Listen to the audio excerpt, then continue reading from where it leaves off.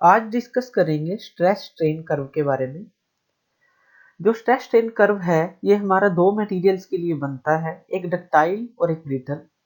तो आज जो डिस्कस करेंगे वो है डक्टाइल मटेरियल के लिए। तो हमारे पास जो स्पेसिमेन होता है वो इस तरह का होता है, जो हम यूटीएम के अंदर यूज करते हैं, जिसके ऊपर टेंसाइल लोड एक्ट करता है। तो इस स्पेसिमेन के अंदर हम गेज पॉइंट देते हैं। ये है gauge point. Gauge point means ये इनिशियल लेंथ दिखाएंगे जो ये हम स्पेसिमेन यूज करेंगे। तो ये पॉइंट्स दिखाएंगे कि कितना लेंथ के अंदर चेंज आया है जब हमने इसको ऊपर टेंसाइल लोड अप्लाई किया है। तो ये इनिशियल डायमीटर होगा जो हमारा स्पेसिमेन है उसका। तो अब हम क्या करेंगे, इसको टेंसाइल लोडिंग प्रोवाइड करेंगे दोनों साइड से। इसको टेंसाइल फोर्स मिलेगी यूटीएम के अंदर। तो क्या होगा, ये हमारा जो स्पेसिमेन है इसकी लेंथ इंक्रीज हो जाएगी। वो हम कैसे मेजर करेंगे, इन गेज पॉइंट के थ्रू। ये गेज पॉइंट हमें दिखाएंगे फाइनल लेंथ, जितना चेंज हुआ है हमारे स्पेसिमेन की लेंथ के अंदर, और जो डिक्रीज हुआ है डायमीटर वो भी हम देख सकते हैं। उसके बाद अगर ये टेंसाइल लोडिंग ऐसे ही चलती रहे, हम अप्लाई करते रहें, तो क्या होगा, इसके बीच में फ्रैक्चर हो जाएगा, जिसके कारण कप एंड कोन शेप बनती है हमारे स्पेसिमेन के अंदर। ये कोन शेप है और ये कप शेप है। तो इस तरह से टेंसाइल जो लोडिंग है हमारे स्पेसिमेन के एरिया को, लेंथ को और उसके फ्रैक्चर को दिखाती है। अब हम देखते हैं स्ट्रेस स्ट्रेन कर्व इसको कैसे दिखाता है। तो हमारे पास जो हॉरिजॉन्टल लाइन होगी ये हमारी दिखाएगी स्ट्रेन। स्ट्रेन हमने परसेंटेज के अंदर लेनी है। स्ट्रेन हमने हॉरिजॉन्टल पे क्यों ली है, क्योंकि पहले स्ट्रेन प्रोड्यूस होती है जो हमारी प्रोड्यूस करती है स्ट्रेस को। स्ट्रेस होता है resistance per unit area, means जैसे ही लेंथ चेंज होगी तो किसी मटेरियल के अंदर जो रेजिस्टिंग फोर्स प्रोड्यूस होगी वो होता है stress. So stress is on vertical line. Strain हमारा हॉरिजॉन्टल लाइन पे होगा और स्ट्रेस हमारा वर्टिकल लाइन पे होगा, क्योंकि स्ट्रेन के कारण स्ट्रेस प्रोड्यूस होता है।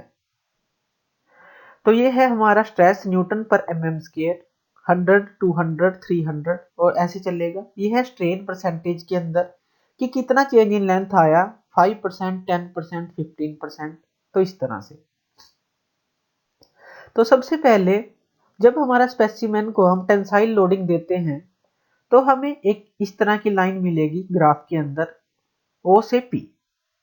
ये जो O से P है, ये जो लाइन है, ये है हमारी प्रोपोर्शनल लिमिट। इसको हम बोलते हैं यहां से लेके P पॉइंट तक प्रोपोर्शनल लिमिट। प्रोपोर्शनल लिमिट क्या होती है, जिसके अंदर हमारा ये जो मटेरियल है हुक्स लॉ को ओबे करता है।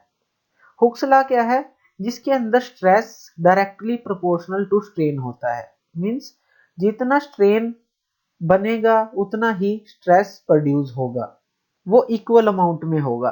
तो स्ट्रेस क्या है, डायरेक्टली प्रोपोर्शनल स्ट्रेन के होगा। उसको बोलते हैं प्रोपोर्शनल लिमिट। उसके बाद P के बाद जो ये लाइन है स्लाइटली चेंज होगी और हमें एक पॉइंट मिलेगा E। तो O से E क्या होती है, O से E होती है हमारी elastic limit. Elastic limit means कि जब हम किसी मटेरियल को खींचते हैं तो वो अपनी ओरिजिनल शेप को गेन कर लेता है। तो O से E हमारी इलास्टिक लिमिट होगी। P से E हमारा हुक्स लॉ को ओबे नहीं करेगा, लेकिन इलास्टिक लिमिट हमारी होगी। अगर हम E पॉइंट तक मटेरियल को खींचते हैं और उसको अनलोडिंग एकदम से कर देते हैं तो वो अपनी ओरिजिनल शेप को गेन कर लेता है। लेकिन प्रैक्टिकली क्या होता है, ये नॉन लीनियर होता है। मींस जब हम लोड छोड़ते हैं तो पूरी जो पोजीशन है वो एग्जैक्ट गेन नहीं कर पाता प्रैक्टिकली। तो इलास्टिक लिमिट वैसे क्या होती है कि जब हम अनलोडिंग करेंगे तो वो अपनी ओरिजिनल शेप को गेन कर लेगा। अब इस ई पॉइंट के बाद जैसे जैसे हम स्ट्रेस को बढ़ाएंगे या स्ट्रेन को बढ़ाएंगे, तो क्या होगा, एकदम से हमें कम लोड के अंदर यहाँ पे स्ट्रेस एकदम से डाउन गया, ये स्ट्रेस है वर्टिकल लाइन के ऊपर, ये एकदम से डाउन जाएगा और एक्सटेंशन हमारी जो चेंज इन लेंथ है वो भी होगी लेकिन कम लोड के ऊपर। तो इस पॉइंट को हम बोलते हैं y1 और यील्डिंग पॉइंट। ये जो ऊपर पॉइंट है इसको बोलते हैं अपर यील्ड पॉइंट।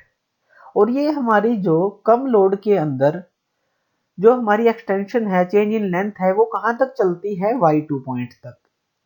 ये है हमारा लोअर यील्डिंग पॉइंट कि यहां तक हमारा जो स्ट्रेस है वो डाउन आएगा लेकिन हमारा चेंज इन लेंथ होता रहेगा। चेंज इन लेंथ तो हो रहा है लेकिन जो स्ट्रेस है वो डाउन आ गया। ये जो दो पॉइंट्स हैं ये हमें तब दिखते हैं ग्राफ के अंदर अगर हम एक्यूरेट मेजरमेंट करते हैं, नहीं तो ये पॉइंट हमें दिखाई नहीं देते, वो डायरेक्टली हमें आगे अल्टीमेट जो पॉइंट है वो दिखता है।